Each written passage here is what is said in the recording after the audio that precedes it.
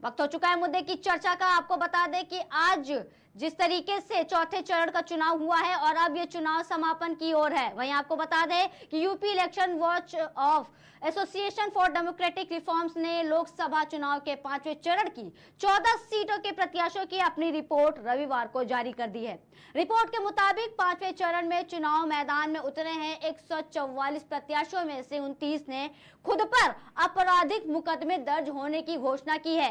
सबसे ज्यादा मुकदमे लखनऊ से सपा प्रत्याशी रविदास मेहरोत्रा पर दर्ज हैं, जबकि दूसरे स्थान पर झांसी से कांग्रेस प्रत्याशी प्रदीप जैन आदित्य हैं। बता दें कि 5वें चरण में लखनऊ, मोहनलालगंज, रायबरेली, अमेठी, जालौन, झांसी, हमीरपुर, बांदा, फतेहपुर, कौशाम्बी, बाराबंकी, फैजाबाद, कैसरगंज और गोंडा में मतदान होने हैं। एडीआर द्वारा सभी 144 उम्मीदवारों के शपथ पत्रों का विश्लेषण किया गया, जिसमें सामने आया कि इनमें से 53 यानी कि 37% उम्मीदवार करोड़पति हैं। भाजपा के 14 में से 13 यानी कि 93%, सपा में 10 में से 10, बसपा के 14 से 10 और कांग्रेस के चारों उम्मीदवार करोड़पति हैं। इनकी औसत संपत्ति 4.37 करोड़ रुपए है। भाजपा के 14 उम्मीदवारों की औसत संपत्ति करीब 28 करोड़ रुपए है। इसी तरह बसपा के 14 उम्मीदवारों की औसत संपत्ति 5 करोड़ रुपए और सपा के 10 उम्मीदवारों की औसत संपत्ति करीब 4 करोड़ रुपए है। वहीं कांग्रेस के 4 उम्मीदवारों की औसत संपत्ति लगभग 9 करोड़ रुपए है।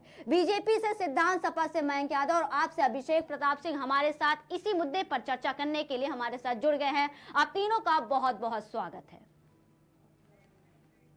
तो जिस तरीके से अपने ऊपर हुए मुकदमों का दावा किया जा रहा है और इस पर बार बार फिर यही सवाल उठ रहा है कि जो मुकदमे हैं, मुकदमे के बावजूद भी इन्हें मौका दिया जा रहा है, इन्हें प्रत्याशी घोषित किया जा रहा है। सबसे पहला सवाल मेरा सिद्धांत जी से है कि आपकी इस पर क्या प्रतिक्रिया है? सिद्धांत जी।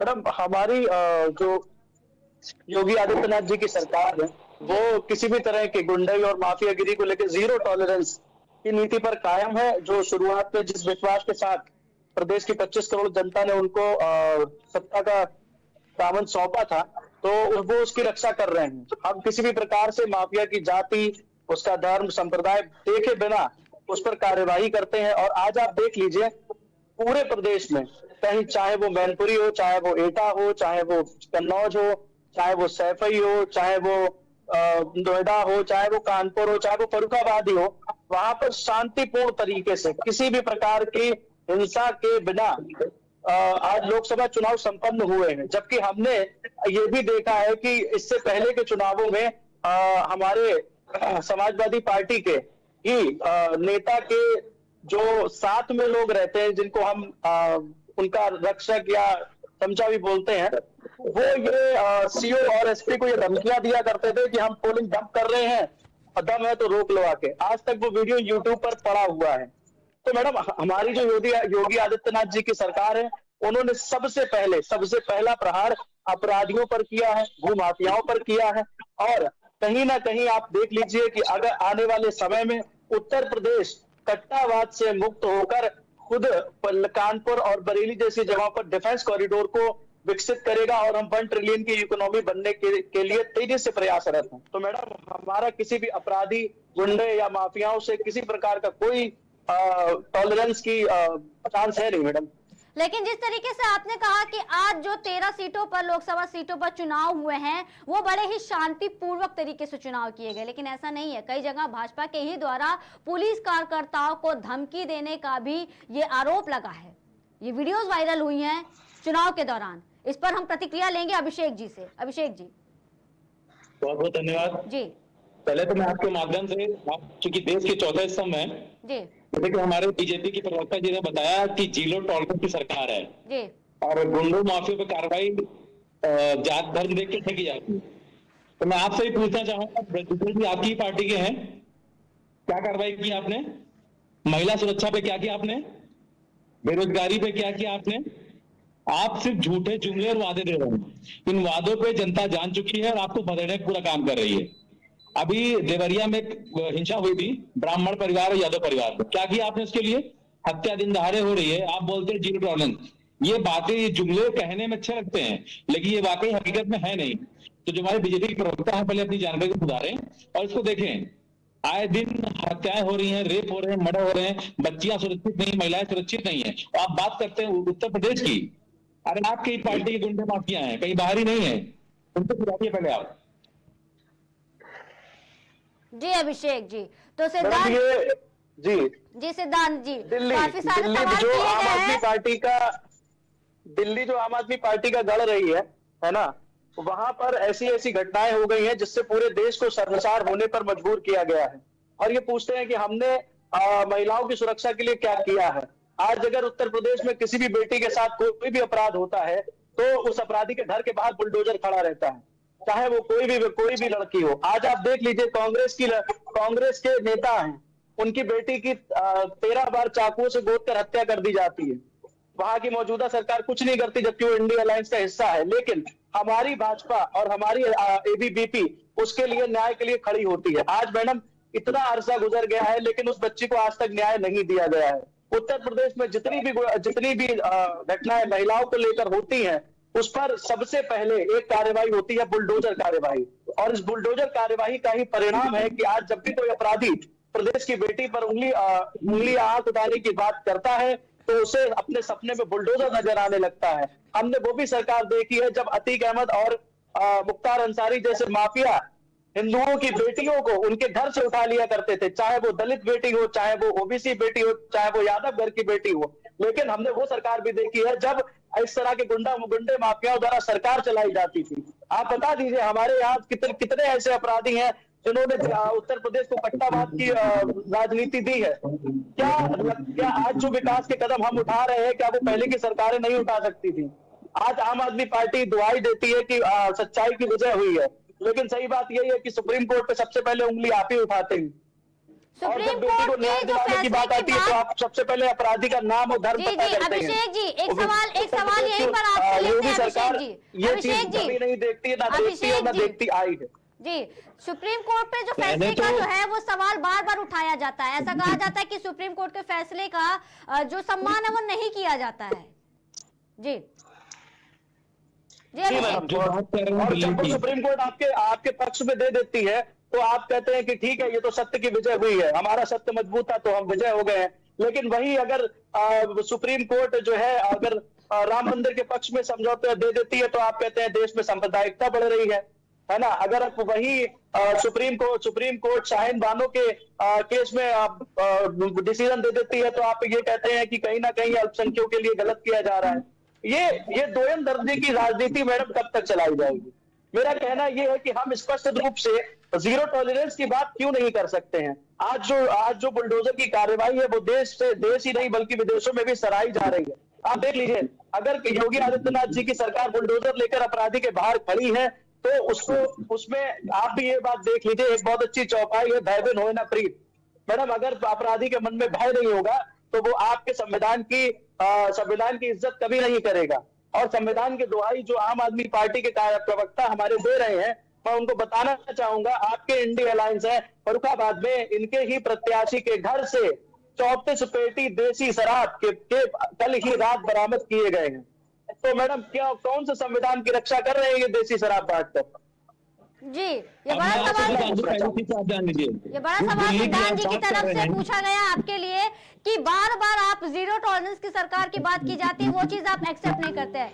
ठीक है, मयंक जी से जवाब जान लेते हैं। ठीक है मयंक जी, आप कुछ कहना चाह रहे हैं? जी मैं बड़ी देर से व्हाट्सएप यूनिवर्सिटी के छात्र सिद्धांत सिंह को सुन रहा था। ये अपने आप को भारतीय जनता पार्टी के नेता बता रहे हैं। मैं जीरो टॉलरेंस उनका सुन रहा था, योगी आदित्यनाथ बिना जाति धर्म बिना भेदभाव के। मैं आपको बता दूं, बहुत कुछ सुना मैंने सिद्धांत को। असल में सिद्धांत अभी व्हाट्सएप यूनिवर्सिटी के छात्र हैं, एक सिलेबस इनके पास अभी तत्काल आया था, पढ़ रहे थे। व्हाट्सएप होता है, हाँ व्हाट्सएप आओ, इंस्टाग्राम तुमको पढ़ा दिया।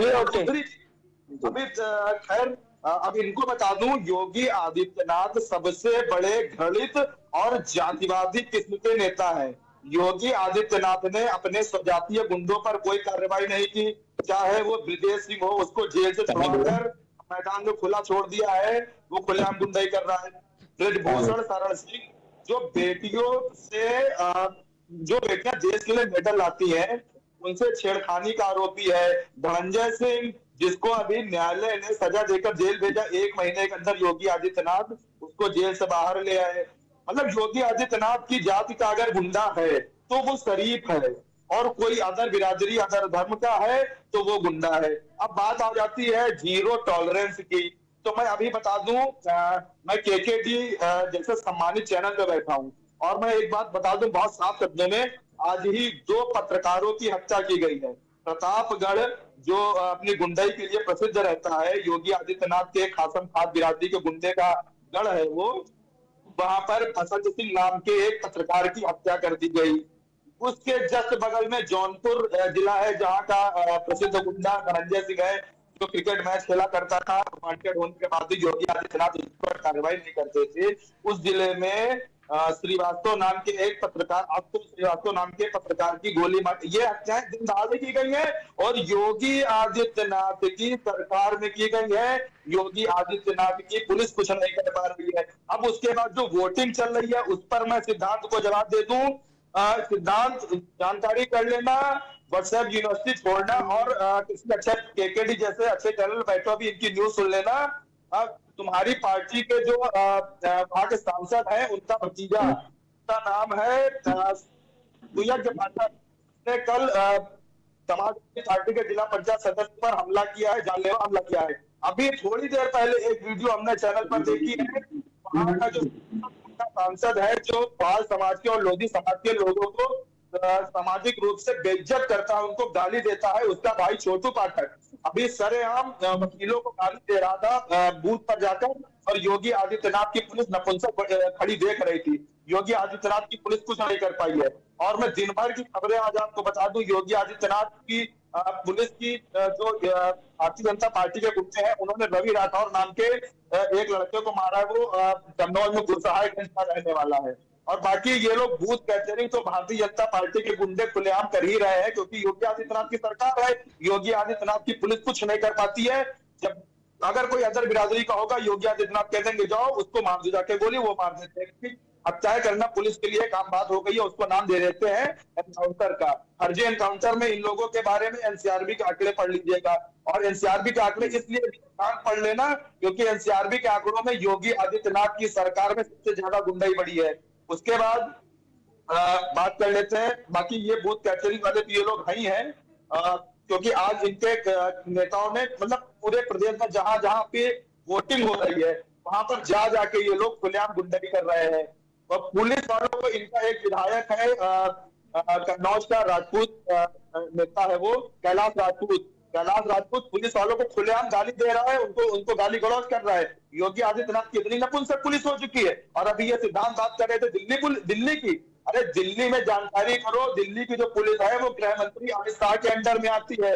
वही अमित शाह अभी जो 2 दिन पहले जिनकी जनसभा में एक पत्रकार को मारा गया जिसका नाम राघव त्रिवेदी था। तो आप लोग गुंडाई की बात क्यों ना करें, योगी आदित्यनाथ की बात करते हो। योगी आदित्यनाथ लोधी समाज का सम्मान, पाल लोधी समाज का सम्मान आप बहुत दिन से, बहुत देर से कह रहे हैं, जरा इस पर भी बात कर लीजिए। जो महाराणा प्रताप की मूर्ति पर चढ़कर जो अपमान करने का काम आपके ही प्रियजनों ने किया है, और ये बहुत नई बात नहीं है। जब भूमिपुत्र कहे जाने वाले नेताजी ये कहा करते थे कि लड़के हैं उनसे गलतियां हो जाया करती हैं। बात ये है कि अब तो उत्तर प्रदेश में भारी जो हार है वो आपको सामने नजर आ रही है, और आपको अब ये दिखने लगा है कि कहीं ना कहीं अब हम अपना जो है जो प्रोपेगेंडा है वो शुरू कर सकते हैं। और मुझे ये यकीन है कि 4 जून तक आप ईवीएम तक तो आ ही जाएंगे। अब हम बात कर लेते हैं जो आपने नाम बताए हैं सजातियों गुंडों के, धनंजय सिंह जी को, धनंजय सिंह दूसरी बात ब्रजभूषण शरण के ऊपर कार्यवाही शुरू की जा चुकी है। तीसरी बात मैं बात कर लेता हूं, धनंजय सिंह के लिए आप जो कह रहे हैं हमने ना उनको टिकट देने का काम किया है और उनको सजा देने का काम देश के माननीय उच्चतम न्यायालय ने किया है। आप ये बात क्यों नहीं समझते हैं? जब वो बड़ी न्यायालय आम आदमी पार्टी के केजरीवाल जी को छोड़ देता है तो आप कहते हैं ये सत्य की विजय हुई है। तो न्यायपालिका पर ही आप बार बार अंकुश उठाते हैं और सारे आरोप आप हम पर लगाते हैं। आपके ही प्रत्याशियों के घर से शराब क्यों बरामद हो रही है? शराब आपके प्रत्याशियों के घर से बरामद होती है, कट्टे तमंचे आपके प्रत्याशियों के घर से बरामद होते हैं। आप जानकारी के लिए बता देना चाहता हूँ, आज ही मोहम्मदाबाद में जो फर्रुखाबाद की का ही एक हिस्सा है, भोजपुर विधानसभा के अंतर्गत आता है, उसी में आपके ही सजातीय गुंडों ने पुलिस प्रशासन के ऊपर फायरिंग करने का काम किया है। फायरिंग करने का काम, आप ये समझ लीजिए, वहां से लोगों को भागना पड़ा है। ये है आपकी असली हकीकत जब आप 10 साल से सत्ता में नहीं है। और सजातियों पर कार्यवाही करने की बात आप जो भाई साहब कर रहे हैं, आप तो शायद वो वाक्यांश भूल गए हैं जब एक ही जाति विशेष के लोगों की लाइनें एक ही तरफ लगा करती थी, पहले उनका सिलेक्शन होता था, उसके बाद दूसरे लोगों का सिलेक्शन किया जाता था। चाहे वो देश में प्रदेश में अपराध फैलाने का काम हो तो अपने सजातीय लोग ढूंढे जाते थे, चाहे वो रामेश्वर सिंह यादव हो, चाहे वो सुबोध यादव हो, चाहे वो आपके अतीक अहमद हो, चाहे वो मुख्तार अंसारी हो, या आपके परिवार से बिलोंग करते आए हैं। ये कोई बहुत बड़ी बात आपके लिए नहीं है। आप 4 जून को ईवीएम का होना होंगे, मैं इस बात पर पहुंचूंगा। अभिषेक जी कुछ कहना चाह रहे हैं, सिद्धांत जी हम आपकी बात सुनेंगे। अभिषेक जी कुछ कहना चाह रहे हैं, एक बार उनकी बात सुन लें। कि कहीं ना कहीं सिद्धांत जी ठीक है, आपकी बात समझ में आ गई। जो है वो समाजवादी पार्टी का पर्याय रहा। सिद्धांत जी ठीक है, आपकी बात समझ। अभिषेक जी आप कुछ कहना चाह रहे थे। मयंक जी 1 मिनट, मयंक जी 1 मिनट, लिंग को कार्रवाई की जा रही है। मयंक जी आप मुझे बता दीजिए, अखिलेश यादव जी के ऊपर खुद बलात्कार का केस है, वो उन पर कार्रवाई कब की जाएगी? मयंक जी मैं आपके पास आ रही हूँ। मयंक जी आप मुझे सुन पा रहे हैं? आप मुझे सुन पा रहे हैं? मयंक जी मयंक जी चचा जान के ऊपर है, आजम खान के ऊपर है। जब आजम खान जेल जाते हैं तो आप कहते हैं supreme court Bharatiya Janata party ने खरीद ली है, तो ये दोयम दर्जा आपका समझ में नहीं आता है। मयंक जी 1 मिनट, मयंक जी 1 मिनट। लेकिन सही बात ये है कि आप अपनी हार पचा नहीं पा रहे हैं मयंक जी, बस यही मेरा आपसे कहना है। ठीक है, टॉफी दे दूंगा तुमको, ठीक है, योगी आदित्यनाथ तो टॉफी ले लेना। ये राज्य तक मयंक जी 1 मिनट, टॉफी लेने की 1 जरूरत मिनट। हमको नहीं पड़ती है। टॉफी लेने की सिद्धांत जी, मयंक जी आप मुझे सुन पा रहे हैं? जो मयंक जी और सिद्धांत जी करता है वो कच्चा रूपी टॉफी खुद ही लिए घूमते हैं। आज कहीं ना कहीं आज हमने कुछ कट्टावाद पर प्रहार किया है तो वो आपकी हताशा दिख रही है। नहीं तो यही वो लोकसभा चुनाव हुआ करते थे जहां पर समाजवादी पार्टी के बड़े बड़े जो नेता हैं वो तमंचे और अवैध असला लहराकर। ठीक है, मैं आपके दोबारा से रुक करूंगी, लेकिन अभिषेक जी कुछ कहना चाह रहे हैं। अभिषेक जी कुछ कहना चाह रहे थे, अभिषेक जी आप कहिए। हो ही नहीं सकती। ठीक है सिद्धांत जी, ठीक है। अभिषेक जी आप कुछ कहना चाह रहे हैं काफी देर से। सजातीय गुंडों पर कार्रवाई हमने की है, लेकिन आपने अपने सजातीय गुंडों पर कितनी कार्रवाई की है? एटा में 30% से ज्यादा जो लैंड एक्विजिशन है वो यादव समाज के गुंडों के नाम पर है था, जिसको ध्वस्त करने का काम हमारे योगी आदित्यनाथ जी की सरकार ने किया है। आज आप देख लीजिए हमारे फर्रुखाबाद में महंगी जमीनों पर, चाहे वो कब्रिस्तान की जमीन हो, चाहे वो वक्फ बोर्ड की जमीन हो, चाहे वो मंदिर की जमीन हो, उस पर कहीं ना कहीं आपके सजातीय गुंडों का कब्जा रहा है। तो मैडम आप आपको हार बच नहीं रही है, सिर्फ गलती आपकी ये है। ठीक है। प्रजाति गुंडे सोनू मोनू सुल्तानपुर के बाहर क्यों घूम रहे हैं? ब्रजेश सिंह सैकड़ों मुकदमों का काजी। पहले तो मैं आपको बताना चाहूंगा, मेरी जो जाति है वो सनातन धर्म से आती है। मेरे सजातीय जो आप कह रहे हैं, पहले आप पता कर लीजिए कि मेरी जाति कौन सी है। सिद्धार्थ फंस गए बेटा, तुम गलत फंस गए, बिना तथ्यों के बात कर रहे हो। ये बिना तथ्यों के, आप तथ्य कितने भी ले आइए, लेकिन जनता के मन के तथ्य आप कहाँ लेकर जाएंगे? जिन्होंने आपका गुंडा प्रशासन देखा हुआ है, आज जनता उसको पूर्ण रूप से झुटला रही है।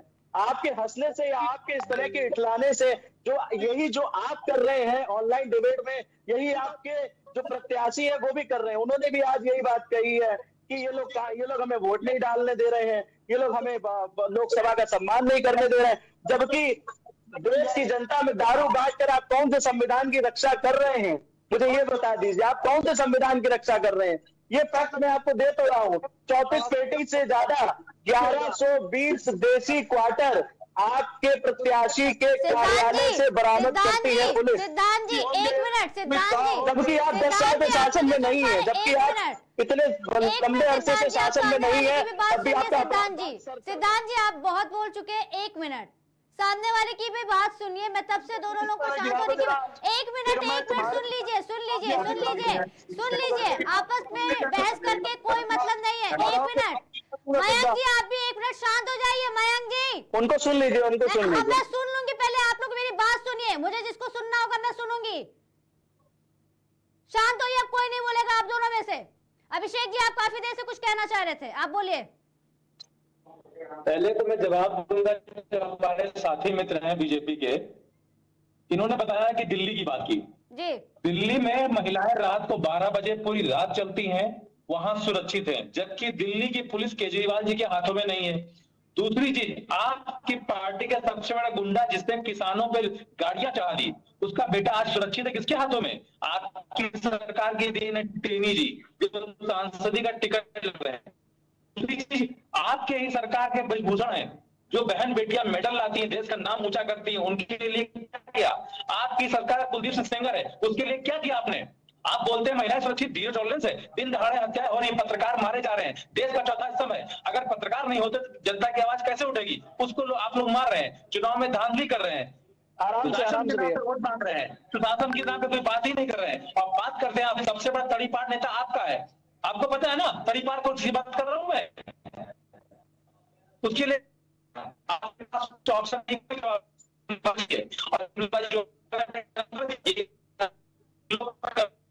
अभिषेक जी, आपकी आवाज हम तक पहुंच नहीं पा रही है, नेटवर्क में इशू है थोड़ा। साइकिल का निकलता है। अभिषेक जी, आपकी आवाज हम तक सही से पहुंच नहीं पा रही है, आपकी आवाज कट कर आ रही है हमें। थोड़ा नेटवर्क एरिया में आइए, तब तक के लिए हम सिद्धांत जी से उनका जवाब ले लेते हैं, क्योंकि वो बार बार बोल रहे हैं। सिद्धांत जी, आप अपनी बात जल्दी खत्म करिए। मैडम, ये बात करते हैं कि हमारे जो इन्होंने एक्सेप्ट किया है हमारे आम आदमी पार्टी के प्रवक्ता जी ने, कि आज दिल्ली में बेटियां सुरक्षित हैं और वो कहीं ना कहीं then home ministry of India की है, तो मैं इसके आगे कुछ बोलना नहीं चाहूंगा। दूसरी बात इन्होंने कही, आप राशन के नाम पर वोट मांगते हैं, फ्री बिजली देने का काम आप करते हैं, है ना, जनता में रेवड़ी बांटने का काम आप करते हैं, और हमने फ्री राशन इस बात पर नहीं दिया कि हम फ्री में उसको बांट रहे हैं।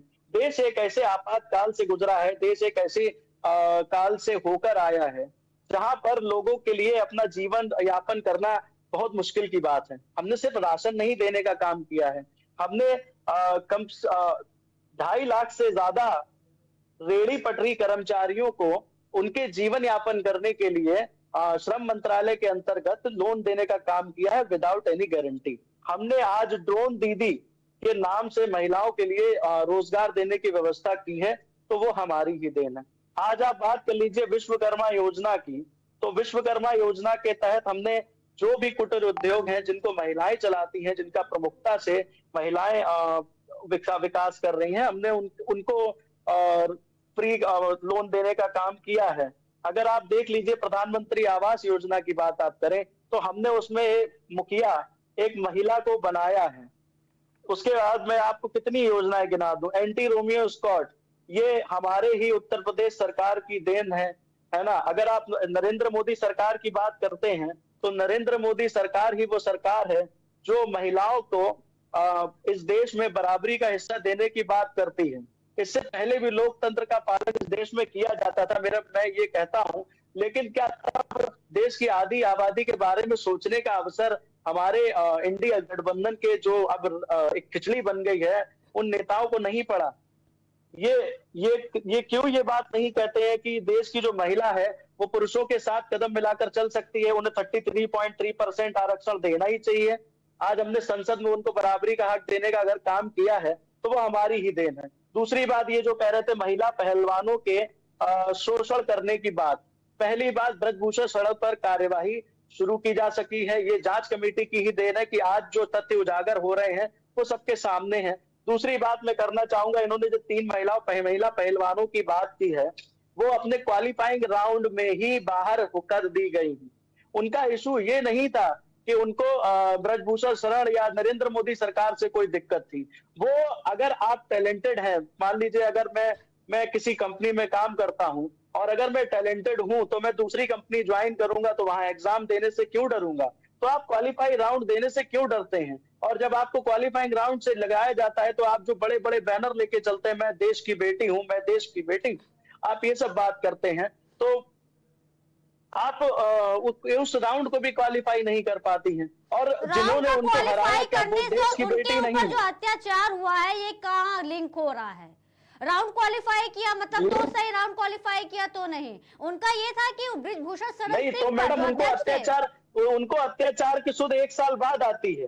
मैं मानता, अगर मान लीजिए किसी भी महिला ताड़ना और शोषण का शिकार किया जा रहा है, तो उसको अपने शोषण का एहसास 1 साल बाद होता है कि मेरे साथ शोषण हुआ था, और अब क्योंकि मेरे फेवरेबल कंडीशंस नहीं है, तो मैं जो है मैं जो है आज दोस्त देश के सामने ढिंढोरा पीटूंगी। और फिर अगर आपको न्याय मांगना था तो उसको पॉलिटिकल तरीके से नहीं, आप न्यायालय जा सकते थे। पॉलिटिकल तो आप लोगों ने बना न्यायालय दिया जो ना, न्यायपालिका पॉलिटिकल है, उन्होंने नहीं बनाया, पॉलिटिकल तो आप। और ये मैडम राहुल किस गांधी के किस पास तरीके हमने की उनको बात नहीं कर रहे हैं भेजा, कि 1 साल प्रियंका बाद गांधी के उनको पास हमने सुधाई। उनको नहीं आप भेजा, ऐसे वर्ड्स वो यूज खुद ही कर रहे हैं, जाकर ऐसे वर्ड्स इस पूरे इस्तेमाल कर रहे प्रोटेस्ट को हैं, एक वो भी महिला पॉलिटिकल जस्टिस पहलवानों देने के का लिए। काम उन्होंने खुद ही किया है नहीं, ना। महिला तो पहलवानों ये के सारे लिए काम अगर करने का आप मैं अपने ये नहीं आप को, कहता हूँ कि सुनिए देश सुनिए की हर सिद्धांत जी, बेटी अपने आप ऐसा को काम अगर आप करे, लोगों से अलग लेकिन कंसीडर करते हैं लेकिन तो आप अगर अपनी बात भी किसी अलग भी बेटी तरीके के से साथ रखिए कुछ ना, भी गलत होता है अलग तो तरीके उसको से न्याय के रखिए। लिए स्वयं खड़ा होना पड़ेगा। ये नया भारत है मैडम। आप ये देख लीजिए, आप ये बात नहीं करते हैं कि आज जब हमारे यहाँ पद्म भूषण और पद्म विभूषण जैसे पुरस्कार दिए जाते हैं, तो वहां पर ग्रास रूट लेवल से लोगों को लाया जाता है। आज हमारी जो प्रेसिडेंट है वो आदिवासी है और एक महिला है। क्या उनका जीवन संघर्ष में नहीं रहा है? क्या उन्होंने जीवन में संघर्ष नहीं किया है? और आज हमारी जो फाइनेंस मिनिस्टर हैं निर्मला सीतारमण जी, क्या उनके जीवन में संघर्ष नहीं होगा? क्या वो देश की बेटी नहीं है? मेरा इतना सा ही सवाल है।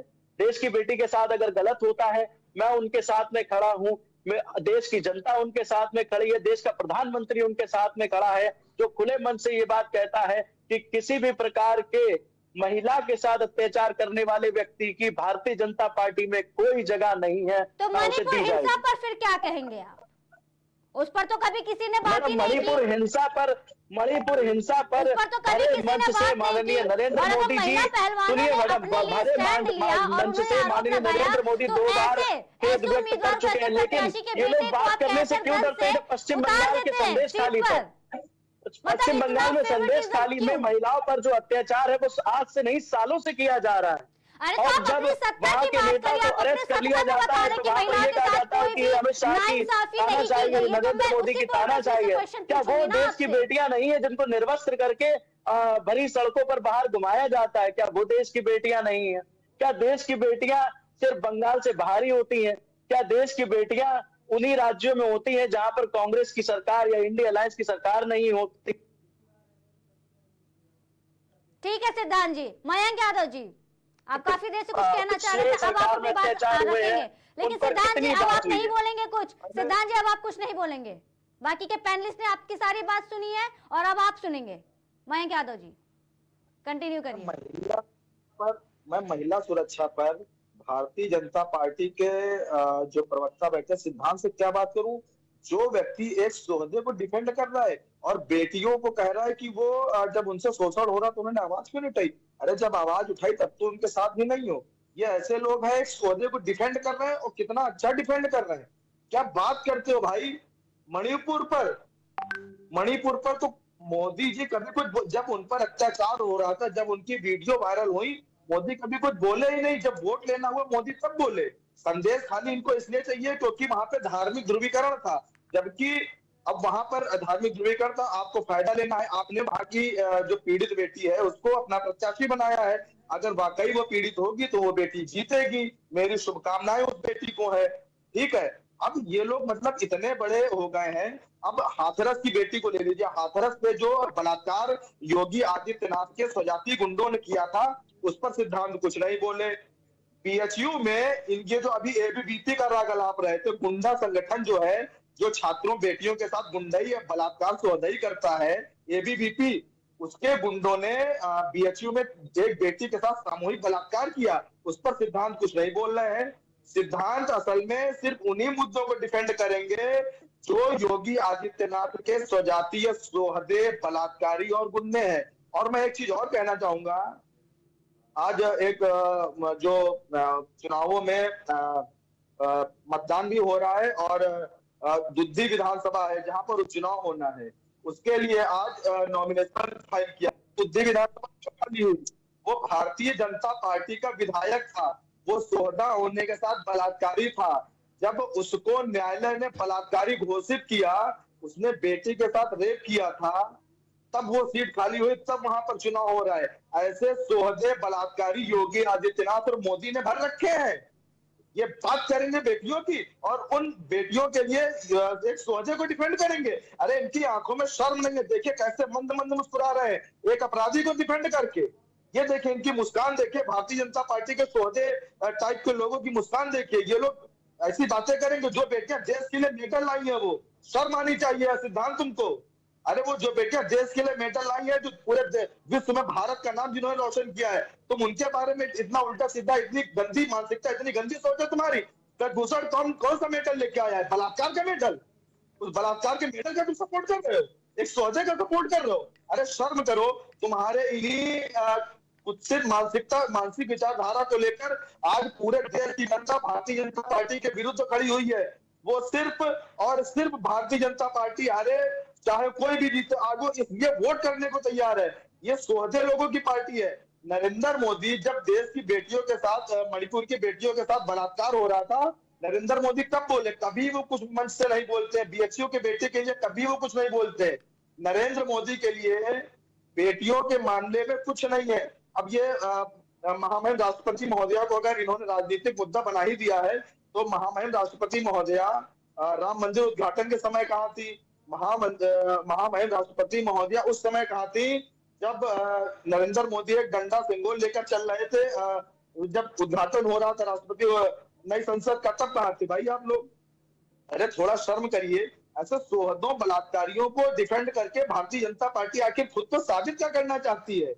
ये देश का सबसे बड़ा, भारतीय जनता पार्टी के बारे में कहा जाता है, ये राजनीतिक संगठन, ये गिरोह है जिसको उत्तर प्रदेश में योगी आदित्यनाथ संभाले हुए हैं और देश में नरेंद्र मोदी संभाले हुए हैं।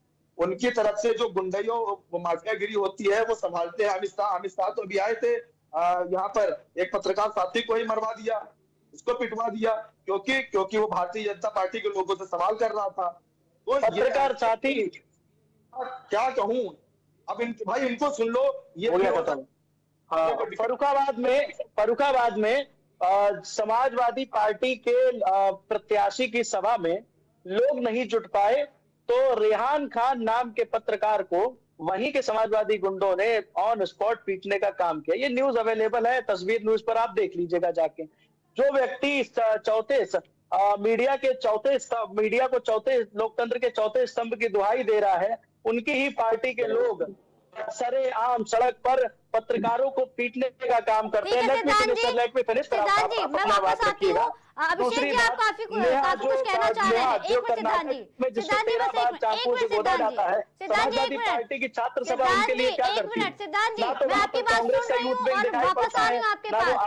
अभिषेक जी कुछ कहना चाह रहे हैं। छात्र सभा दिखाई पड़ती है, आप तो खुद ही बोले जा रहे हैं, सुन तो लीजिए कम से कम। सिद्धांत जी, विद्यार्थी परिषद धरना दे रहा है उस पार्टी के लिए। सिद्धांत जी आप सुन लीजिए, आप अकेले पैनलिस्ट नहीं है यहाँ पर। एक मिनट सुनिए तो आप, मयंक जी आप भी एक मिनट सुन लीजिए। आप लोग चिल्लाने पे मजबूर करते हैं, 2 मिनट शांत हो जाइए। आप दोनों के अलावा तीसरा पैनलिस्ट बैठा हुआ है ना यहाँ पर। उनको बोला मैंने अभी फिनिश करिएगा। नहीं, आपके कहने पे नहीं होगा, चुप रहिए 2 मिनट। 2 मिनट चुप रहिए। 1 सेकंड मयंक जी 1 मिनट। मैं भी तब बहुत ज्यादा लाइट थी, लीनियंट थी, लेकिन अभी 1 मिनट रुकिए। अभिषेक जी आप अपनी बात रखिए। जी पहले तो मैंने सबकी बात सुनी, अब मेरी बात आप सुनिए। मैंने बहुत ही अच्छे से बात सुनी है, तो बीच में कृपया टिप्पणी ना दें बीजेपी के प्रवक्ता जी। इन्होंने बात की कि रेवड़ी की। अगर दिल्ली में केजरीवाल जी फ्री बिजली दे रहे हैं, फ्री बुजुर्गों की यात्रा दे रहे हैं, फ्री पानी दे रहे हैं, फ्री महिलाओं की सुरक्षा दे रहे हैं, फ्री में महिलाओं की यात्रा दे रहे हैं, वृद्धा पेंशन दे रहे हैं, इनके पेट में दर्द क्यों होता है? पहली चीज। और वो अगर फ्री दे रहे हैं तो इनके पेट में दर्द क्यों, ये बता दें। दूसरा चीज, इनकी भी सरकार उत्तर प्रदेश में ये भी कर देना, इनकी भी सरकार एमपी में कर देना ये, लेकिन इनके बस की बात नहीं है, क्योंकि इनको सिर्फ गुंडाई करना आता है। दूसरा बात मैं आपकी जवाब दे दूं, जो आपने कहा कि सुरक्षा की बात, आपके ही पार्टी का सांसद टेनी है, उसके लड़के ने किसानों पे गाड़ी चढ़ा दी, उसके लिए आपने क्या किया? मणिपुर हिंसा में भारत की फौज, जो हमारे गर्व की बात होती है, उसकी महिला को निर्वस्त्र घुमाया गया, मोदी जी से एक शब्द नहीं निकला।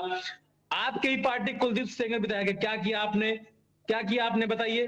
दिन दहाड़े पत्रकार मारे जा रहे हैं, क्या किया आपने? आपकी पेट में दर्द होता है। रही बात केजरीवाल को छोड़ने की, केजरीवाल जी हो या संजय सिंह हो या मनीष सिसोदिया हो, संजय सिंह को 6 महीना अंदर रखा, कोई मनी ट्रेल नहीं मिला, कोई सबूत नहीं मिला। आपकी तथाकथित कठपुतली ईडी ने अंदर रखा था, लेकिन माननीय सर्वोच्च न्यायालय का ऐतिहासिक फैसला आया और उन्होंने उनको बरी कर दिया। आज की पेट में दर्द क्यों हो रहा है? केजरीवाल जी के आने से कम 50 सीटों का नुकसान होगा बीजेपी को, ये उनको बड़ी दिक्कत है। रही दूसरी बात, उस संवैधानिक पद पे है, मुख्यमंत्री रहते हुए कोर्ट ने आदेश दिया है कि आपको वहां जाना चाहिए, तो हम बाहर आए हैं। दूसरी बात रही राम मंदिर की, राम मंदिर में आस्था सबकी है, हमारी भी है, आपकी भी है, सबकी है, लेकिन उससे फायदा बीजेपी लेती है। नाम मांगती है राम मंदिर के नाम पे वोट, काम के नाम वोट मांगिए ना।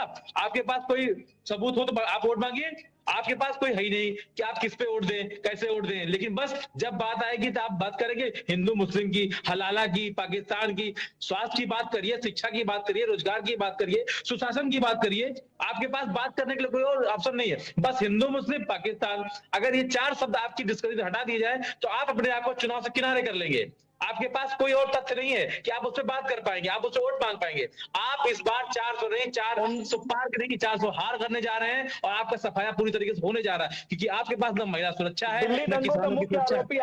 आरोपी दिल्ली दंगों का मुख्य आरोपी आपका पार्षद निकलता है और हिंदू मुस्लिम की बात हम करते हैं। अरे तो दूसरी बात, मुझे फिनिश कर लेने दीजिए। सबूत मिला? आप फ्री देते हैं जब तो तक आप कोई शराब सबूत भी नहीं देते देता है, हैं। एक पे आप फ्री ये मेडिकल पॉलिसी जो है वो हमारे मैंने देश आपको के सुना, आप महान ज्ञानी बीच मत बोल के, मैंने बीच में मुख्यमंत्री श्री अरविंद सिद्धांत जी क्या कर रहे हैं आप? बड़ी सिद्धांत जी बड़ी- एक मिनट सुन लीजिए, सिद्धांत मैं जी तो आपको एक पूरी मिनट बात सुन कर लीजिए, आपकी सिद्धांत जी, बात का जवाब दे रहा सिद्धांत जी एक मिनट सुन लीजिए, आपको आपने जवाब जब देने खत्म का कर दिया टाइम तब मैं मैंने आपकी बात दूंगी। सुनी। सिद्धांत जी एक मिनट, बस एक मिनट, अभिषेक जी को अपनी बात खत्म कर लेने दीजिए। ठीक, आप फिनिश कर लीजिए। ठीक है। आप बीजेपी की बात कर रहे हैं तो आप मैं फिनिश कर इतना लीजिए। जानना चाह रहा हूं, मैं इतना जानना चाह रहा हूं, आप बीजेपी के 10 काम गिनवा दीजिए, मैं मान लूंगा कि आप बीजेपी जीत रही है। 10 काम, ज्यादा नहीं, सिर्फ 10 लिख काम लीजिए, लिखिए, है। नोट डाउन लिख के करिए। बताइए। हाँ बताइए, हाँ, लिखिए। बताइए। प्रधानमंत्री आवास योजना नंबर 1, लिखिए लिखिए। हाँ लिख रहा हूँ, बोलते जाइए, फिर मैं जवाब दूंगा। हाँ, प्रधानमंत्री आवास योजना, प्रधानमंत्री कौशल विकास योजना, विश्वकर्मा योजना, ड्रोन दीदी, उसके अलावा वंदे भारत। अरे आप हंसिए नहीं, हम पूरा बताएंगे आपको, अभी तो हमने शुरुआत की। हाँ हाँ जी जी, आराम आराम से उसको सुनते रहिए, है ना। और निष्पक्ष सुरक्षा व्यवस्था देने का काम हमने किया है। कोविड वैक्सीन जो लाई थी वो हमारी सरकार लाई है ना। कितना हो गए भाई साहब? हाँ हाँ, आगे बोलिए। 8 हो गए। उज्ज्वला हुए, 7। योजना हम 7 हो गए। 8वां उज्ज्वला योजना होगी। 9वां में आ जाता हूँ टॉयलेट बनाने का काम, जो 95% देश में टॉयलेट बनाने का काम हमने किया है। दूसरी बात, आप जनधन खाता योजना जो हमने किया है। उसके बाद आज आप देख लीजिए कि देश में ऑनलाइन पेमेंट, चाहे वो एक रेड़ी की दुकान पर हो, चाहे कहीं पर भी हो, यूपीआई वो हमारी ही सरकार की देन है। 10 हो गए। ये मैंने 10 काम आपको गिना दिया। अब मैं आपके सरकार के कुछ काम गिना देता हूँ, सुन लीजिए सुन लीजिए। मैंने आपको सुना, सुनने का धैर्य रखिए। मेरा भी कंप्लीट नहीं होना। ठीक है ठीक है, एक एक करके सवाल और एक एक करके जवाब लेंगे। एक मिनट सिद्धांत जी, आपने 10 काम गिना दिए, सुनने की क्षमता अभिषेक रखिए। जी की भी सुन लेते हैं। आपने एक मिनट, फ्री राशन की नहीं, बात नहीं, की तो सिद्धांत जी, एक सिद्धांत जी, सिद्धांत जी, ठीक है, सिद्धांत जी, सिद्धांत जी, आपकी बातें हमने सुनी। ठीक है सिद्धांत जी, अभिषेक जी आप बोलिए।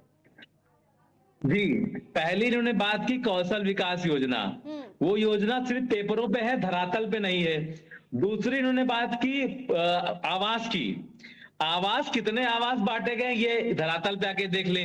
तीसरी इन्होंने बात की कोविड वैक्सीन की, उसी कोविड वैक्सीन की वजह से लोगों को हार्ट अटैक आ रहे हैं, यो कोविड वैक्सीन ने खुद अपनी वैक्सीन वापस मंगा रहे हैं। तीसरी इन्होंने बात की लैट्रिन की, जो गांवों में लैट्रिन बनवाई गई है। तो आपको मैं बता दूं, इतना बड़ा भ्रष्टाचार उसमें हुआ है, कोई लैट्रिन की स्थिति नहीं है। आप एक बार धरातल पे जाके देखिए। आप एसी में बैठ के राजनीति ना करिए, क्योंकि मैं गांव से जुड़ा हूं, गांव का निचले स्तर से जुड़ा हूं, मुझे वहां पे पूरी लैट्रिन की स्थिति पता है कि कितनी लैट्रिनें बनी है, कितनी प्रधानों ने भ्रष्टाचार खा लिए। तीसरी आपने बताया आपके एजेंडे में कहीं रोजगार, कहीं सुरक्षा, कहीं आपका कोई एजेंडा है? कोई एजेंडा आपका नहीं। आपने रोजगार की बात नहीं की, आपने महिला सुरक्षा की बात नहीं की, आपने सिर्फ प्रधानमंत्री ये, प्रधानमंत्री वो, प्रधानमंत्री वो। अरे भाई साहब, पेपरों में बहुत स्कीमें चल रही हैं, धरातल पे आके देखिए आप, कोई स्कीम आपके पास नहीं है। आप सिर्फ झूठे जुमले दे रहे हैं। रही बात राशन की, रही बात आप शराब की बात कर रहे हैं, शराब की आप बात, शराब नीति पता है आपको? एक बार आप पढ़ लीजिएगा शराब नीति क्या है, फिर आप उस पर बैठिएगा। दूसरी चीज आपकी रही कोविड वैक्सीन, वो वापस आ रही है। हेलो जी मेरी आवाज आ रही है आपको? जी जी जी सर खत्म हो गया? खत्म नहीं हुआ है, खत्म आप खत्म चाहे तो बिल्कुल मैं नहीं हुआ। थोड़ा सा आपसे नहीं नहीं, बिल्कुल थोड़ी बोलिए सुनने की बोलिए। क्षमता रखिए। मोहल्ला बिल्कुल बिल्कुल। क्लिनिक एक बहुत क्रांतिकारी योजना आपने शुरू की थी। असल में वो मोहल्ला क्लिनिक 1 महीने के बाद ही बंद कर दिए गए और वो कूड़े के ढेर बन गए। ये दिल्ली सरकार की एक क्रांतिकारी योजना है। दूसरी बात, मनीष, जो आप बात कर रहे हैं कि हमने लोगों को ये सुविधा दी, वो सुविधा दी, वो सुविधा दी, लेकिन आपने रोहिंग्या मुसलमानों को अपने यहाँ वोटर कार्ड भी बनवाने की सुविधा दी, आधार कार्ड बनवाने की भी सुविधा दी और सब कुछ किया। लेकिन पाकिस्तान और अफगानिस्तान से जो हिंदू शोषित होकर पलायन होकर भारत आए थे, आपने उनके लिए कुछ भी नहीं किया। भाई साहब, आज भी उनकी वर्तमान स्थिति पूरा सुन लीजिए। आज भी उनकी वर्तमान स्थिति ये है कि वो अपने रोज का गुजारा करने के लिए कूड़ा बीनने का काम कर रहे हैं और कहीं ना कहीं रोजगार का कोई आय स्रोत ढूंढ रहे हैं, जिसके लिए दिल्ली सरकार ने कुछ किया नहीं है। दूसरी बात, आप बात करते हैं देश की सेना की, तो देश की सेना जब सर्जिकल स्ट्राइक करती है तो उस पर सबूत मांगने वाले आप ही के मुख्यमंत्री थे। उन्होंने ही कहा था कि सेना जो है वो हमें सबूत दे। अब क्या सेना अपने एयर फाइटर प्लेन में उनको बिठा कर ले जाए या बांध कर ले जाए? ऑप्शन आप बता दीजिए कि उनको कैसे कैसे उनको भरोसा होगा कि सेना ने सर्जिकल स्ट्राइक किया है। दूसरी बात, आप देख लीजिए कि जब दिल्ली के दंगे होते हैं तो आप हिंदू कॉलोनियों में जाने से बचते हैं, कहीं आपका जो रोहिंग्या और जो आपके प्रिय लोग हैं उनका वोट बैंक आपके हाथ से चला ना जाए। अब मैं रोजगार की बात कर लेता हूं। रोजगार दिल्ली में कितनी ऐसी योजनाएं हैं जो दिल्ली के धरातल स्तर पर लोगों तक पहुंचती हैं? बिल्कुल भी नहीं। आप ही के पार्टी के प्रवक्ता रहे हैं अरविंद केजरीवाल जी, वो सॉरी माफ करिएगा, कुमार विश्वास जी, जो आपकी पार्टी के साथ तब से रहे हैं जब पार्टी की शुरुआत एक आंदोलन से हुई थी। अन्ना हजारे जी ने जो आंदोलन शुरू किया था, तब से वो आपकी पार्टी के साथ में थे, लेकिन उनको भी लज्जित करके बिना पीसी किए जो है पार्टी से निकाल दिया जाता है। वो क्यों? क्योंकि जो गुप्ता जी थे वो एक धनाढ्य थे और वो एक मोटी रकम पार्टी को उपलब्ध करा पा रहे थे। अगर आपको मेरी बातों पर भरोसा नहीं है, आप जाकर यूट्यूब पर कुमार विश्वास जी को सुन सकते हैं और वो उनकी वॉइस बिल्कुल ओरिजिनल है। दूसरी बात, आपने शुरू किया था कि हम क्रांतिकारियों को अपने पार्टी में रखेंगे, लेकिन वर्तमान स्थिति ये है कि आपकी पार्टी के ही डिप्टी सीएम जेल जाते हैं भ्रष्टाचार के आरोप में। अरविंद केजरीवाल जी कोई भगत सिंह नहीं है, उन पर आरोप थे और सरकार और सुप्रीम कोर्ट ने उनको अंतरिम बेल दी है। यानी 1 जून तक उनको प्रचार करना है और 2 जून को वापस जेल जाना है। तो वो कोई भगत सिंह नहीं थे जो देश की सेवा के लिए जेल गए ना, वो भ्रष्टाचार के आरोप में जेल गए हैं। दूसरी बात, हम भी विपक्ष में रहे हैं। हमारे जो प्रधानमंत्री हैं माननीय नरेंद्र मोदी जी, वो मुख्यमंत्री भी रहे हैं गुजरात के, और एक सिंगल आरोप उनके ऊपर नहीं है। जो तो हमने वो समय भी देखा है जब हमारे पास जब सिर्फ 2 सीटें हुआ करती थी, फिर भी हमारे जो नेता रहे हैं अटल बिहारी वाजपेयी जी, उन पर कोई आरोप नहीं लगा पाया है। लेकिन अरविंद केजरीवाल जी की जो नई नई सरकार है वो विकास तो करती है, लेकिन अपने ही आलीशान बंगले का करती है, अपनी ऑल्टो को मर्सिडीज बनाने का विकास करती है। ये सारे विकास आपकी सरकार में किए गए हैं और कहीं ना कहीं जो दंगाई है उनको स्टार प्रचारक बनाने का काम आपकी सरकार करती है। पर माफ करिएगा सर, तथ्य शायद आपके साथ नहीं है। अगर सेना से जवाब आप मांगेंगे, अगर सेना से आप सबूत मांगेंगे तो उनका मनोबल बढ़ेगा नहीं, उनका मनोबल घटेगा। और जब आपके ही प्रवक्ता आपको रोकते हैं कि ये आप ऐसा मत करिए, तो आप उनको खरी खोटी सुनाकर उनको भेज देते हैं और उनके खिलाफ में एक ऐसी कार्यवाही की जाती है कि आज वो व्यक्ति कहीं का भी नहीं रहा, जबकि आप भी जानते हैं वो विद्वान तो है। ठीक है, ठीक है अभिषेक जी, आपकी ओर रुख करते हैं, लेकिन उससे पहले मयंक जी से हम सवाल जवाब कर लेते हैं। मयंक जी, आप काफी देर से चुप बैठे हुए हैं, कुछ कहना चाह रहे हैं अपने बीजेपी जो अपोनेंट बैठे हुए हैं उनको लेकर के? कई सवाल आपके मन में है, बोलिए। कोई सवाल नहीं। जिस व्यक्ति के मन में एक सोहदे, एक अपराधी को बचाने की छवि हो, उससे मेरा सवाल कोई हो ही नहीं सकता है। ऐसी लेकिन सिद्धार्थ जी ने तो हर सवाल का जवाब दिया ना मयंक जी, सिद्धार्थ जी ने तो हर सवाल का जवाब दिया ना। उनके पास अंसारी सोहदे नहीं थे ब्रजभूषण की तरह। वो तो क्रांतिकारी थे। एक आतंकवादी आपकी नजरों में क्रांतिकारी होता है? आतंकवादी घोषित जिस पार्टी के लिए एक आतंकवादी, एक भूमाफिया उसका स्टार हो, तो वो पार्टी से क्या ही अपेक्षा रखी जाए? मुख्तार अंसारी जी, आप कभी मुख्तार अंसारी जी कहते हैं और आप भूल गए शायद बाटला हाउस का केस आप ही के शासन में हुआ था, आप ही के मुख्यमंत्री ने आतंकवादियों को बचाने का काम किया था सर। तो आप जब मुख्तार अंसारी जी और अतीक अहमद जी, मुख्तार सबूत भी दे देंगे, सबूत भी दे दूंगा, लाइव सबूत भी दे दूंगा। मुख्तार अंसारी, अतीक अहमद जी, तभी आपने देश के प्रधानमंत्री को राक्षस और तानाशाह कहते हैं, लेकिन अगर आप अपराधियों को कहते हैं कि वो मुख्तार अंसारी जी हैं, और जो देश के सबूत वरना माफी मांगो। कोई माफी नहीं मांगी जाएगी, कोई माफी नहीं मांगी जाएगी। मैं ऐसी किसी भी पार्टी से माफी नहीं मांगूंगा जो एक माफिया को, एक आतंकवादी को अपना स्टार घोषित करती है और उनको जी से प्रोत्साहित करती है। आप मुख्तार अंसारी को जी कहिए, मैं माफी नहीं मांगूंगा। आप चाहे कुछ भी कर दीजिए, मैं माफी नहीं मांगूंगा, क्योंकि आप मुख्तार अंसारी जी से बात करते हैं। मुख्तार अंसारी जी, जिनके कई सारे कनेक्शंस जो है आपराधिक और भूमाफिया लोगों से मिलते हैं, आप उनसे कहते हैं कोई माफी की बात ही नहीं है। माफी तो आपको मांगनी चाहिए देश के 25 करोड़ लोगों से। जब आप एक माफिया को, जब आप एक गुंडे को, जिसने लाखों लोगों का, जिसने हजारों लोगों का जीना हराम किया है, आप उनको मुख्तार अंसारी जी कहते, माफी आपको मांगनी चाहिए। शायद आप इस देश के लोकतंत्र का बचाव नहीं, आप इस प्रदेश के अपराध तंत्र का बचाव कर रहे हैं। मयंक जी, कोई माफी नहीं मांगी जाएगी, आप चाहे जो करना हो आप करिए, कोई माफी नहीं मांगी जाएगी, कोई माफी नहीं मांगी जाएगी। आप देश के कोई बहुत बड़े संत नहीं है, साधु नहीं है, आप वो लोग हैं जो भूमाफियाओं को और अपराधियों को जी से प्रोत्साहित करते हैं, और जब देश की सेना सर्जिकल स्ट्राइक करती है तो आप उनसे सबूत मांगने का काम करते हैं। माफ करिएगा साहब, लेकिन आपसे मैं माफी नहीं मांगूंगा। ये सर समाजवादी पार्टी के गुंडों का नहीं है जो झुक जाएगा। जब बात सच की होती है तो आप ऐसे ही सबूत दो। सेना की, देश की सेना से भी आप सबूत मांगते हैं, देश की सेना से भी आप सबूत मांगते हैं। और अगर आपको सबूत चाहिए, आप बाटला हाउस के जो इंचार्ज रहे हैं उनकी स्टेटमेंट पढ़ लीजिएगा जाके। अगर आपको सबूत चाहिए, बाटला हाउस में जो इंचार्ज रहे हैं उनकी स्टेटमेंट पढ़ लीजिएगा, सबूत आपको मिल जाएगा वहीं पर। दूसरी बात, आप जैसे व्यक्तियों को, आप जैसी पार्टी को मैं कोई भी जवाब देने को तैयार नहीं हूं। आपको जो करना है आप करिए। मुख्तार अंसारी को जी कहते हैं, आपको माफी मांगनी चाहिए। आपको पता है मुख्तार अंसारी ने कितने जघन्य अपराध किए हैं। आप मुख्तार अंसारी की बात करते हैं। आप अतीक अहमद जो एक पूर्वांचल में गुंडे का सिंबल रहा है, आप अतीक अहमद को जी बोलने का काम करते हैं। आप देश की सेना को कब जी बोलेंगे जी? आप देश की सेना को जी कब बोलेंगे? आप देश की सेना को जी बोलेंगे नहीं, क्योंकि अब उससे आपका जो प्रिय वोट बैंक है वो चला जाएगा। ठीक है सिद्धांत जी, वोट बैंक माफी नहीं मांगूंगा, आपको जो करना है वो करिए। अभिषेक जी कुछ कहना चाह रहे हैं?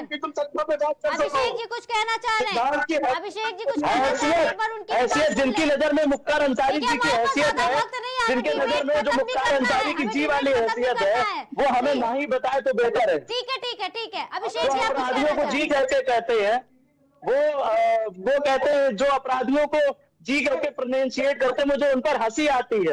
आप तथ्य इकट्ठा करते हैं, आप अपराधियों पर कार्रवाई नहीं करेंगे क्योंकि आपका वोट बैंक चला जाएगा। ठीक है ठीक है ठीक है। मयंक जी, सिद्धांत जी, जो देश के दुश्मन है वो तुम्हारे साथी है, तो देश के जो प्यार करने वाले हैं तुम्हारे साथी हो नहीं सकते। मयंक जी और सिद्धांत जी, ठीक है ठीक है।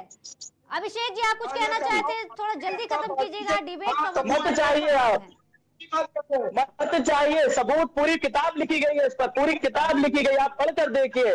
ये जो आप ऑनलाइन जाकर फेसबुक की यूनिवर्सिटी से सर्च करके आए हैं, उसको सर्च कर लीजिएगा जाके। बात करते हैं आप सबूत देने की, सबूत आपको स्वयं मिल जाए। सबूत आंखें में खुला पड़ा है। मुख्तार अंसारी के अपराधों के सबूत आपको नहीं मिलते हैं, आप अतीक अहमद के सबूत में आपको नहीं मिलते हैं। आपको सबूत किसके सबूत है? आप सर्जिकल स्ट्राइक के सबूत मांगते हैं। हो गया सिद्धांत जी और मयंक जी, मैं तब से कह रही हूँ, ठीक है। अभिषेक जी आप कुछ कहना चाहते हैं? थोड़ा जल्दी खत्म करिएगा अपनी बात को। माफी मांगूंगा, आपको जो करना है वो करिए। ऐसे किसी व्यक्ति से माफी नहीं मांगूंगा जिसने मुख्तार अंसारी को जी कहकर प्रोनाउंसिएट किया है। डिबेट हो रही है मयंक जी, डिबेट हो रही है। आपके अलावा भी 2 लोग बैठे हैं पैनल में। आज नहीं है हमारी हैसियत, नहीं है हमारी हैसियत एक अपराधी को जी बुलाने की, नहीं है हमारी हैसियत। नहीं हैसियत नहीं है कि तुम मयंक जी को सच-सच म्यूट बात किया कर जाए। अभिषेक जी अपनी बात रखिए। जी जी, मैं अपनी बात अब रखूंगा। मैं पहली बात तो करूंगा, जैसे बात किया सिद्धांत जी ने, जो बीजेपी के प्रवक्ता हैं, ये कह रहे हैं कि आपने सेना से सबूत मांगा। आपकी नजरों में सेना का बहुत बड़ा महत्व है, आपकी नहीं, ये पूरे देश के लिए गर्व की बात है कि सेना जब भी कोई जवान मिलता है तो गर्व से सर हमारा उठ जाता है। बिल्कुल। उसी सेना के जवान की पत्नी को मणिपुर में निर्वस्त्र घुमाया गया। आपकी पार्टी से बड़े से बड़ा से छोटे से कोई नेता किसी ने एक शब्द नहीं बोला। क्यों? क्योंकि वो सेना की जवान की पत्नी नहीं थी। सेना के जवान को इज्जत आपकी पार्टी के लोगों में नहीं है। मुख्यमंत्री जी से जब संसद भवन में सांसदों ने सवाल पूछा, उनको निष्कासित कर दिया गया, लेकिन मोदी जी ने कोई एक जवाब आज तक नहीं दिया। क्यों? क्योंकि वो सेना की जवान पत्नी नहीं थी। आपके पास कोई जवाब है? आपके लिए सम्मान की बात आप करते हैं, सम्मान तब कहां चला गया आपका? कहां चला गया सम्मान आपका? देश की बेटियां जब मेडल लाती हैं, देश का गर्व बढ़ता है, पूरे भारतवर्ष नहीं पूरे वर्ल्ड में उनका डंका बजता है। वही बेटियां जब धरना देती हैं दिल्ली में बैठ के, तब आपकी पार्टी का ही सांसद, आपकी पार्टी कोई लोग एक शब्द नहीं बोलता है। देश की बेटी को जब बलात्कार करता है आपका सांसद विधायक, तब आप कुछ नहीं बोल पाते हैं। आप बात करते हैं सबूत की, कितने सबूत लाके दे? वो बेटियां रो रो के अपना हक मांगती हैं, उनका कोई, आपके पास कोई सबूत है? आप क्या बोल पाते हैं उसके बारे में? लेकिन जब बात आपकी पार्टी की आती है, आपकी पार्टी का नेता किसानों को दबाता है, कुचलता है, मारता है, तब वहां पे आपके लिए कोर्ट का फैसला नहीं आता है। क्या होता है? आपसे भ्रष्टाचार की बात करते हैं, आप सुशासन कोई बात नहीं करते हैं। आपके पास कोई भी एक इंच की बात करने का तथ्य नहीं है। बेतथ्यों की बात करते हैं, बेतथ्यों पे हमेशा लड़ते हैं, झगड़ते हैं, जैसे आप न्यूज चैनल बैठ कर रहे हैं। क्योंकि आपको पता है कि आपसे अगर सबूत मांग लिया जाएगा कि बलबीर के खिलाफ आप बताइए, आप बोल नहीं पाएंगे। मर्दपुर के खिलाफ बोलिए, आप बोल नहीं पाएंगे। पेपर लीक हो उसके खिलाफ बोलिए, आप बोल नहीं पाएंगे। कितने रोजगार दिए आप बोलिए, आप बोल नहीं पाएंगे। ठीक है, चुनाव प्रधानमंत्री बनने से पहले क्या बोले थे? ठीक है अभिषेक जी, ठीक है अभिषेक जी, आपकी बात हम लोगों ने सुन ली और बहुत बहुत शुक्रिया आप तीनों का हमारे साथ पैनल में जुड़ने के लिए और हमसे तमाम मुद्दों के बारे में बातचीत करने के लिए। वहीं आपको बता दें कि आज लोकसभा चुनाव के चौथे चरण में मतदान हो चुके हैं। 6 बजे तक ये मतदान होने थे और मतदान की प्रक्रिया अब समाप्त हो चुकी है, बस नतीजों का इंतजार है। वहीं आपको बता दें कि 18% उम्मीदवारों पर गंभीर मामले, उम्मीदवारों द्वारा घोषित आपराधिक मामले 144 में से 29, जिसमें से 20% उम्मीदवारों ने अपने ऊपर आपराधिक मामले घोषित किए हैं, जबकि 18% उम्मीदवारों ने अपने ऊपर गंभीर आपराधिक मामले घोषित किए हैं। बसपा के 14 में से 5 यानी कि 36%, भाजपा के 14 में से 4 यानी कि 29% और सपा के 10 में से 5 यानी कि 50% और कांग्रेस के 4 में से 3 यानी कि 75% और अपना दल कमेरावादी के 4 में से 1 यानी कि 25% उम्मीदवारों ने खुद पर आपराधिक मामले घोषित किए हैं। वहीं गंभीर मामलों पर आपको बता दें कि बसपा के 29%, भाजपा के 21%, सपा के 40%, कांग्रेस के 75%, अपना दल के 25% उम्मीदवार शामिल हैं। वहीं आपको बता दें कि लोकसभा चुनाव के चौथे चरण के कुल मतदान हो चुके हैं, जहां आज 13 लोकसभा सीटों, उत्तर प्रदेश की बात करें तो उत्तर प्रदेश में 13 लोकसभा सीटों पर आज मतदान की प्रक्रिया हो चुकी है। इस बीच आपको बता दें सुबह 7 बजे से लेकर के शाम 6 बजे तक ये मतदान चले हैं और आज फाइनली जो चौथा फेज था उसके मतदान समाप्त हो गए हैं। और इस बीच अब नतीजों का इंतजार है और ये देखना दिलचस्प होगा कि क्या जिस तरीके से पिछले 3 चरणों में मतदान का जो औसत, जो एवरेज रहा है वो कम है, क्या इस बार कुछ परसेंटेज बढ़ता है या नहीं बढ़ता है। हमारी नजर रहेगी परसेंटेज पर लेकर के, चुनाव की तमाम बड़ी खबरों को लेकर के। बने रहिए हमारे साथ KKD न्यूज पर।